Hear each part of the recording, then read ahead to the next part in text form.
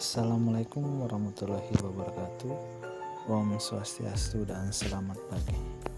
Anak-anak, hari ini kita akan masuki pembelajaran di tema 2, udara bersih bagi kesehatan, di subtema 1, cara tubuh mengolah udara bersih. Pembelajaran 1, 2, dan 3. Sebelum masuk ke pelajaran, marilah kita berdoa sesuai dengan agama kita masing-masing. Berdoa dimulai, berdoa selesai. Oke, baik, kita masuk di pembelajaran pertama ya.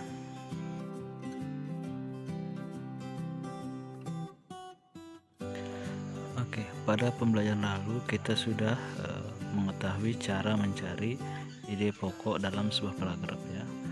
Hari ini kita akan membahas tentang bagaimana cari informasi penting dari teks ya.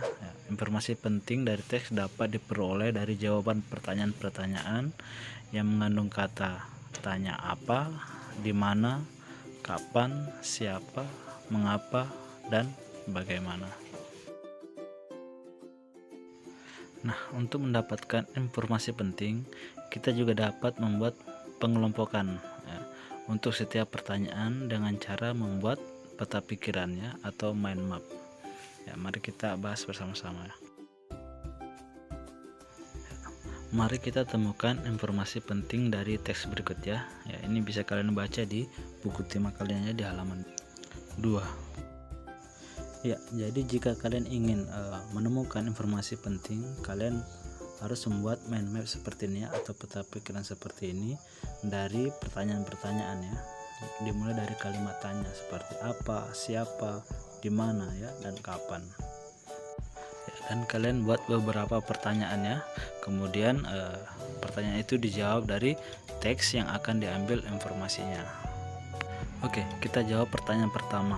Apa nama jenis ikan hias yang dipiara?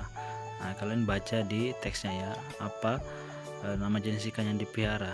Yaitu ikan mas koki. Nah, kemudian siapa yang memelihara ikan hias? Ya, jawabnya adalah Dayu. Nah, kemudian pertanyaan berikutnya, di mana ikan hias itu dipelihara? Nah, kalian baca lagi, yaitu di akuarium. Kemudian, kapan ikan hias itu diberi makan? Ya, jawabnya adalah setiap hari. Kemudian pertanyaan berikutnya, kapan akuarium dibersihkan? Ya, kegiatan itu dilakukan seminggu sekali. Kemudian pertanyaan terakhir, apa yang diperhatikan Dayu saat melihat ikan-ikan hiasnya? Ya, jadi yang diperhatikan adalah saat mulut ikan-ikan itu terbuka dan menutup. Seperti yang kita ketahui, setiap makhluk hidup membutuhkan oksigen untuk bernapas ya. Seperti manusia, hewan juga bernapas untuk mengambil oksigen dan membuang karbon dioksida ya. Namun sistem pernapasan pada hewan itu berbeda dari manusia. Bahkan sistem pernapasan pada hewan pun berbeda-beda sesuai jenisnya. Berikut sistem pernapasan pada beberapa jenis hewan. Nah, ini contohnya ya, seperti cacing bernapas dengan kulit, serangga bernapas dengan trakea, ikan bernapas dengan insang, amfibi ya, dalam hal ini katak saat berudu bernapas dengan insang, saat dewasa menggunakan paru-paru dan kulit. Kemudian reptil bernapas dengan paru-paru, burung itu bernapas dengan paru-paru dan dibantu oleh pundi-pundi udara. Kemudian hewan mamalia bernapas dengan paru-paru ya. Untuk lebih jelasnya kita bahas satu persatu. Oke, baik, yang pertama itu adalah cacing tanah ya. Cacing tidak mempunyai alat pernapasan khusus. Cacing bernapas melalui permukaan kulit. Kulit cacing selalu basah dan berlendir untuk memudahkan penyerapan oksigen dari udara. Oleh karena itu, cacing menyukai tempat lembab untuk menjaga supaya kulit tubuhnya selalu basah dan berlendir ya. Ini kalian perhatikan gambarnya. Ya, di bawah permukaan kulit cacing yang tipis terdapat pembuluh udara ya. Saat udara masuk melalui kulit, oksigen akan diikat oleh darah. Pada darah cacing terkandung hemoglobin ya, sehingga mampu mengikat oksigen. Ya, oksigen yang diikat oleh hemoglobin lalu diedarkan ke seluruh tubuh. Zat sisa pembakaran berupa karbon dioksida dan uap air akan dikeluarkan dari tubuh juga melalui permukaan kulit. Ya, kemudian serangga. Serangga bernapas menggunakan trakea ya, atau saluran halus yang beredar ke seluruh tubuh serangga. Ya, cara bernapasnya adalah oksigen masuk melalui lubang yang disebut stigma, lalu diedarkan melalui trakea ke seluruh tubuh. Ya, berikutnya adalah insang ya. Ikan bernapas dengan organ khusus mirip saringan yang disebut insang.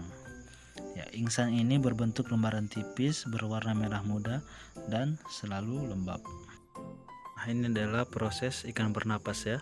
Yang pertama itu air yang mengandung oksigen masuk melalui mulut ikan. Kemudian mulut ikan tertutup dan air akan mengalir ke bagian insang yang terbuka. Dan terjadilah pertukaran oksigen dan karbon dioksida. Kemudian binatang amfibia, dalam hal contohnya ini adalah katak ya. Amfibi memiliki dua tahap hidup, yaitu di air dan di darat. Nah, pada saat di air itu katak pada fase berudu bernapas dengan menggunakan insang. Dan pada saat dewasa katak akan bernapas dengan paru-paru dan kulit. Amfibi selalu memiliki kulit yang selalu basah dan lembab untuk membantu pertukaran oksigen dan karbon dioksida. Oke, kemudian adalah reptilia ya. Hewan yang termasuk jenis reptil diantaranya adalah ular, kadal, cecak, buaya, dan biawak. Reptil bernapas dengan menggunakan paru-paru.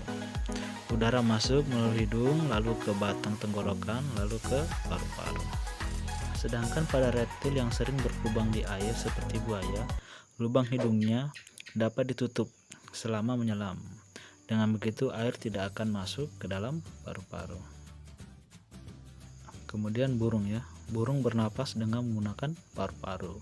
Pernapasan burung dibantu oleh pundi-pundi udara. Pundi-pundi udara mampu menyimpan udara.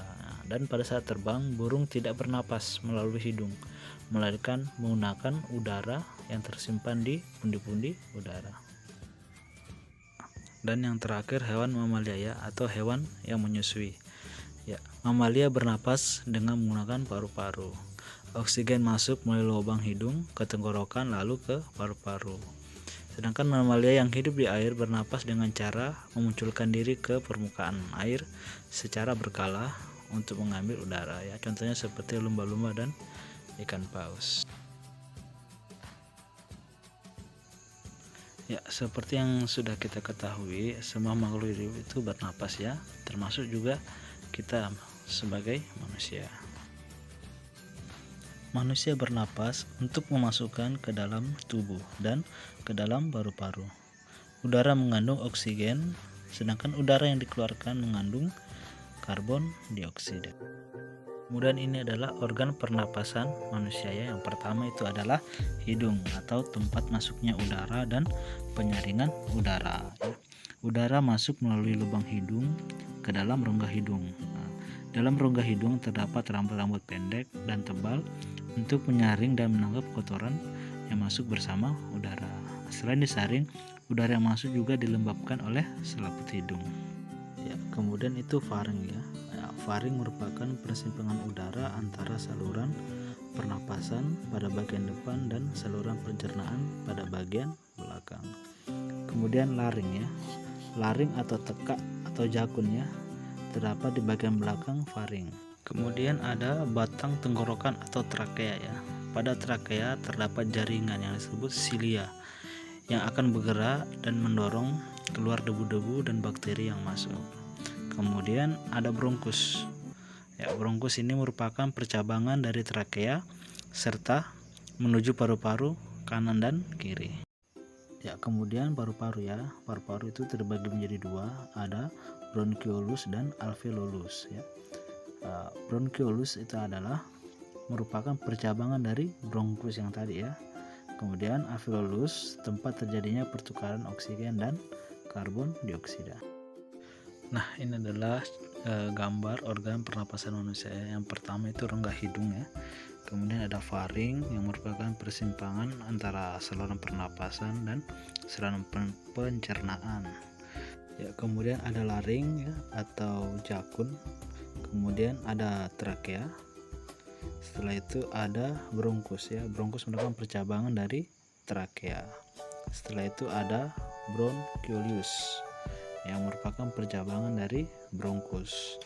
Dan yang terakhir adalah alveolus ya, yang merupakan tempat terjadinya pertukaran antara oksigen dan karbon dioksida. Nah, ini contoh gambarnya. Nah, ini urutan sistem pernapasan manusia ya. Pertama dari hidung, kemudian ke faring, ke laring, kemudian ke batang tenggorokan atau trakea. Setelah itu ke bronkus, setelah ke bronkus, broncholius, setelah itu alveolus. Nah, sekarang kita akan membahas tentang tangga nada ya. Nah, apakah kalian tahu apa itu tangga nada? Tangga nada adalah urutan nada yang disusun berjenjang. Ya, yang misalnya itu do, re, mi, fa, sol, la, si, do. Ya, dalam seni musik itu ada jenis tangga nada ya. Salah satunya adalah nada diatonis ya. Tangga nada diatonis terdiri dari atas 8 nada. Tangga nada diatonis ini dibagi lagi menjadi dua jenis tangga nada, yaitu tangga nada diatonis mayor dan tangga nada diatonis minor. Nah, ini adalah tangga nada diatonis mayor ya. Nah, yang C, D, E, F, G, A, B, C ini ada namanya nama nada. Sedangkan yang di bawahnya itu namanya notasi angka ya. Biasa dibunyikan dengan nama do, re, mi, fa, sol, la, si, do. Nah, kemudian yang di bawah ini adalah interval nada atau jarak nada ya. Jarak antara nada per nada ya. Ini jaraknya ada 1, 1, 1/2, 1, 1, 1, 1/2. Nah, kemudian ini adalah ciri-ciri nada diatonis mayor ya. Yang pertama itu bersifat riang gembira, kemudian bersemangat, dan biasanya diawali dan diakhiri dengan nada do sama dengan C. Nah, kemudian ini adalah contoh lagu diatonis mayor ya, seperti Indonesia Raya, Maju Tak Gentar, Hari Merdeka, Halo Halo Bandung, Gebiar-Gebiar, Garuda Pancasila, dan lain sebagainya ya. Ya, masih ingatkah kamu apa arti dari hak, kewajiban, dan tanggung jawab? Sebagai warga masyarakat, kita memiliki hak, kewajiban, dan tanggung jawab. Tanggung jawab merupakan sikap terpuji yang hendaknya dimiliki setiap individu. Karakter seseorang tercermin dalam sikap tanggung jawabnya, baik terhadap diri sendiri, orang lain, masyarakat, maupun bangsa dan negara. Dan ini adalah tanggung jawab sebagai individu ya. Di antaranya yang pertama, tanggung jawab terhadap diri sendiri ya, menuntut kesadaran setiap orang untuk memenuhi kewajibannya sendiri dalam mengembangkan kepribadian sebagai manusia pribadi. Ya, kemudian tanggung jawab terhadap keluarga. Tanggung jawab ini menjadi tanggung jawab seluruh anggota keluarga, baik ayah, ibu maupun anak. Kemudian tanggung jawab terhadap masyarakat. Tanggung jawab sebagai warga masyarakat adalah tugas dan kewajiban yang harus dilaksanakan seseorang dalam kedudukannya sebagai warga masyarakat. Kemudian yang terakhir, tanggung jawab terhadap bangsa dan negara. Individu sebagai warga negara hendaknya dapat mempertanggungjawabkan segala tindakan dan tingkah lakunya kepada bangsa dan negara. Ya, gotong royong adalah contoh bentuk tanggung jawab sebagai warga masyarakat. Hidup bersama dalam masyarakat sangat penting karena Tuhan menciptakan manusia untuk saling melengkapi, saling membantu, dan saling menghormati. Setiap orang tidak bisa hidup tanpa orang lain. Untuk menjaga hubungan baik dalam kehidupan bermasyarakat, setiap anggota masyarakat hendaknya sadar akan tanggung jawabnya sebagai warga masyarakat.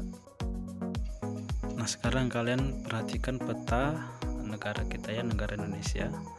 Nah, kondisi geografi Indonesia beragam. Ada wilayah daratan dan ada juga wilayah perairan. Kondisi geografis yang beragam menyebabkan Keberagaman pula jenis kegiatan ekonomi masyarakat. Nah, apa arti dari kegiatan ekonomi? Kegiatan ekonomi adalah semua kegiatan yang dilakukan manusia untuk memenuhi kebutuhan hidupnya. Nah, ini jenis kegiatan ekonomi masyarakat ya. Ada pertanian, perkebunan, peternakan, perikanan, pertambangan, kehutanan, perdagangan, perindustrian, dan pelayanan jasa. Oke, baik, kita akan bahas satu persatu ya. Oke, yang pertama itu pertanian dan perkebunannya adalah kegiatan bercocok tanam dan memanen hasil pertanian dan perkebunan seperti padi, jagung, kopi, teh, kelapa sawit, tebu, dan karet. Nah, berikutnya adalah peternakan ya. Peternakan adalah kegiatan usaha budidaya hewan yang diambil hasilnya. Hasil peternakan terdiri atas daging, telur, susu, kulit, dan bulu. Nah, kegiatan peternakan dapat dilakukan dalam skala kecil ataupun besar ya. Contohnya ya, hewan besar itu sapi, kemudian hewan kecil contohnya ya kambing, kemudian peternakan unggas. Ya, selanjutnya adalah perikanan, yaitu pembudidayaan ikan air tawar dan laut. Ya, contohnya budidaya ikan air tawar itu seperti ikan lele, ikan mas, ikan mujair. Sedangkan budidaya ikan air laut itu seperti udang ya. Nah, kegiatan ekonomi selanjutnya adalah pertambangan ya. Dilihat dari kondisi geologisnya, wilayah Indonesia mengandung banyak barang tambang. Potensi barang tambang yang melimpah hendaknya dimanfaatkan bagi kemakmuran masyarakat ya. Contoh barang tambang adalah batu bara, emas, perak, nikel, minyak bumi ya, dan lain sebagainya. Ya, berikutnya adalah kehutanan ya. Nah, dalam meningkatkan hasil hutan dengan menanam berbagai macam tumbuhan kayu seperti jati dan mahoni ya. Nah, ini adalah contoh hutan dulu ya. Namun sekarang banyak hutan yang kondisinya sudah seperti ini ya. Jadi kawasan hutan perlu dihijaukan kembali agar hutan tidak semakin rusak. Jika hutan Indonesia kembali hijau, maka hasil hutan kembali melimpah. Ya, kemudian adalah perdagangan ya. Perdagangan adalah kegiatan membeli barang dagang dan menjualnya kembali kepada konsumen. Kegiatan perdagangan tidak hanya mencakup satu daerah atau satu negara, akan tetapi kegiatan perdagangan dapat dilakukan antar negara. Ya, kemudian ada pelayanan jasa ya, yaitu melayani masyarakat. Biasanya adalah bentuk layanan terhadap konsumen ya. Biasanya di sini menjual keterampilan ya. Contohnya seperti dokter, perawat, penjahit, tukang cukur ya, atau arsitek ya, dan lain sebagainya. Nah, kemudian ini ada tugas untuk kalian ya. Tugas 1 itu di halaman 24, kemudian tugas 2 itu di halaman 20, dan tugas 3 itu di halaman 36. Kemudian batas kumpul tugas itu sampai hari Rabu tanggal 18 Agustus 2021. Ya anak-anak, demikianlah pembelajaran hari ini. Kurang dan lebihnya mohon dimaafkan. Assalamualaikum warahmatullahi wabarakatuh. Om Swastiastu dan selamat pagi.